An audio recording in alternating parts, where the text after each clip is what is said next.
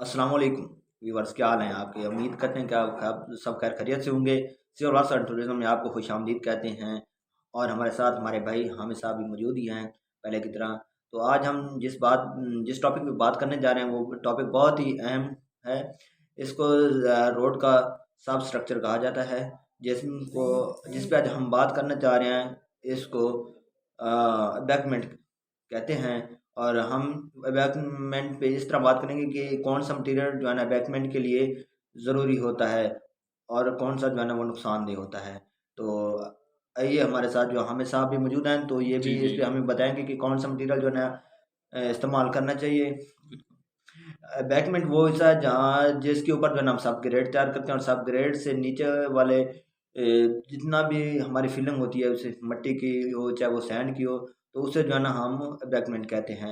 बैकमेंट के लिए मटेरियल जो मौजूद होता है, तो हमें से ये आप बताएं कि कौन सा मटेरियल जो है ना वो अहम होता है, सही होता है इसके लिए, बैकमेंट के लिए। जी, थैंक यू उमर यार साहब। आपको पता है कि जैसे पिछले पार्ट 1 और पार्ट 2 की जब हमने वीडियो अपलोड की थी यूट्यूब पे, तो काफ़ी ज़्यादा स्टूडेंट्स के सवालात आए थे।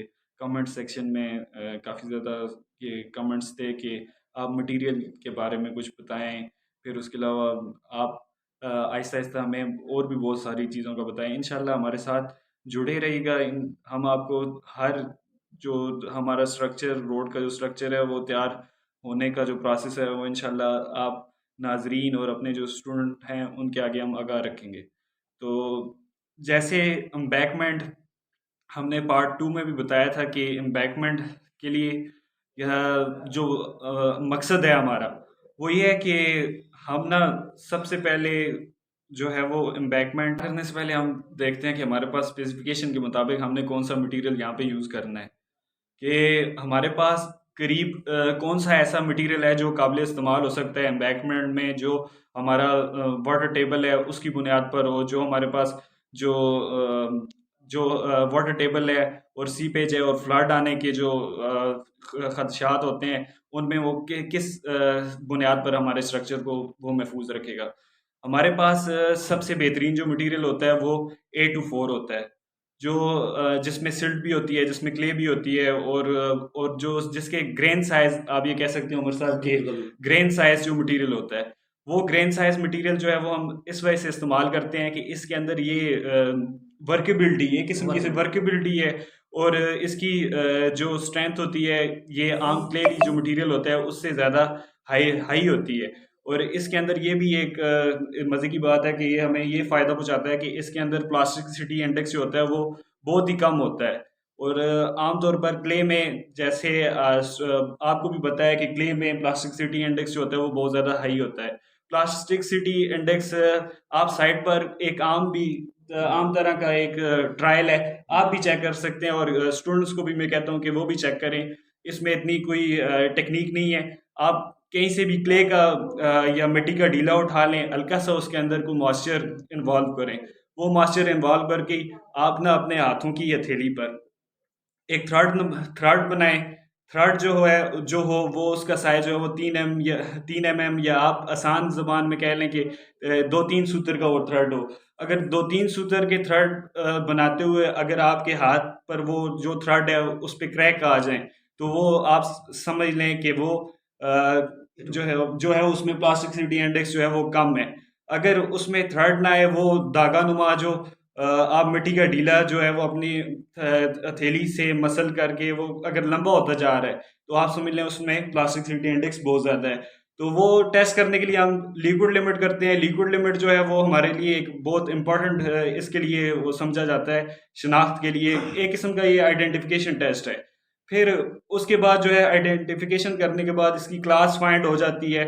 उस क्लास में हमें पता चलता है ये A1 है, A2 है, A23 है, A24 है, A27 तक हमारे पास मल्टी की क्लासेस होती हैं। सही होता वो है। मल्टी की क्लासेस जो होती हैं उनमें हमें पता चल जाता है आइडेंटिफिकेशन टेस्ट करने के बाद ये कौन सी क्लास का मटेरियल है। जो हमारे पास ये क्लासिफिकेशन जो क्लास का जो मटेरियल आ जाता है, ये मटेरियल जो हम फाइंड कर लेते हैं कि ये A24 है। A24 आप बेहतर तरीके के साथ जानते हैं, और बहुत सारे हमारे इंजीनियर दोस्त भाई और काफ़ी ज़्यादा लोग जानते हैं कि A24 जो है वो अच्छा समझा जाता है कंस्ट्रक्शन के लिए और एम्बैंकमेंट के लिए। A24 में हमारे पास जो होती है वो ग्रेन साइज होता है, कोर्स ग्रेन बिल्कुल सॉइल कहते हैं तो वो अच्छा है। सिल्टी क्ले उसमें इन्वॉल्व होती है। सिल्टी क्ले जो होती है वो आम जो क्लेली मटेरियल होता है उससे ज़रा मुनफरिद होती है। सही हो गया। तो A24 का जो मटेरियल है वो हमें मिल जाता है। वो मिलना हम सोर्सेस तलाश करते हैं क्योंकि उमर यार साहब आपको पता है कि बिल्कुल इंजीनियरिंग का जो मेन पर्पस है कि हम कम से कम बजट में अच्छी से अच्छी चीज अचीव करें। यही पर्पस ये ये होता ही है मेरा। इंजीनियरिंग का पर्पस ही यही है। तो अगर हमारे पास कम लीड पर अगर ये मटेरियल मिल रहा है, अगर साइड पर रोड जहाँ पर हम बना रहे हैं उसी के करीब तरीन अगर जगह पर ये मटेरियल अचीव हो सकता है तो हम कोशिश करते हैं सबसे पहले वहीं से ये मटेरियल कलेक्ट किया जाए। बिल्कुल बिल्कुल। जब ये मटेरियल हम करीब तरीन एरिया से कलेक्ट करेंगे, जाहिर सी बात है कि आपको पता है कि लीड कम पड़ती है और अखराजात ट्रैवलिंग के इसके पीछे बहुत सारा एक प्रोसेस है वो कम होते हैं जिसकी वजह से अखराजात में काफ़ी हद तक कमी आती है। तो हाँ, हम फिर ये देखते हैं कि एम्बैंकमेंट का जो लेवल है वो कहाँ तक रखें। वो एम्बैंकमेंट का लेवल जो है वो हम देख एम्बैंकमेंट का जो लेवल है वो इस बुनियाद पर रखते हैं कि पहले भी आपको बताया कि फ्लड से हमारा स्ट्रक्चर जो है वो डैमेज ना हो और बारिशों की वजह से काफ़ी ज़्यादा पाकिस्तान और इर्द गिर्द जो हमारे एशियन ममालिक हैं इनमें तो 6-7 किस्म के मौसमियाती तब्दीलियाँ होती हैं। हर मंथ में 2-3 बारिशें होती हैं जिसकी वजह से पानी का स्टॉक जो होता है वो काफ़ी ज़्यादा हो जाता है। तो वो रोड के स्ट्रक्चर को महफूज करने के लिए हम एम्बैंकमेंट जो है वो उसका लेवल बढ़ाते हैं। एम्बैंकमेंट का मैं ये कह लूँ कि वो काफ़ी ज़्यादा कि रोड में काफ़ी ज़्यादा हेल्प करती है बिल्कुल बिल्कुल। स्ट्रक्चर को सही बात। सेफ रखने के लिए एक किस्म की ये सेफ्टी है रोड के सेफ्टी लिए। है बिल्कुल जी। तो वो एम्बैंकमेंट के लिए हम जो फिर टेस्ट लगाते हैं A24 जो हमारे पास जो मटेरियल है उसके लिए हम बैरिंग कैपेसिटी लगाते हैं। फिर उसके बाद सीबीआर जो होती है सीबीआर उसकी सीबीआर वैल्यूज़ देखते हैं।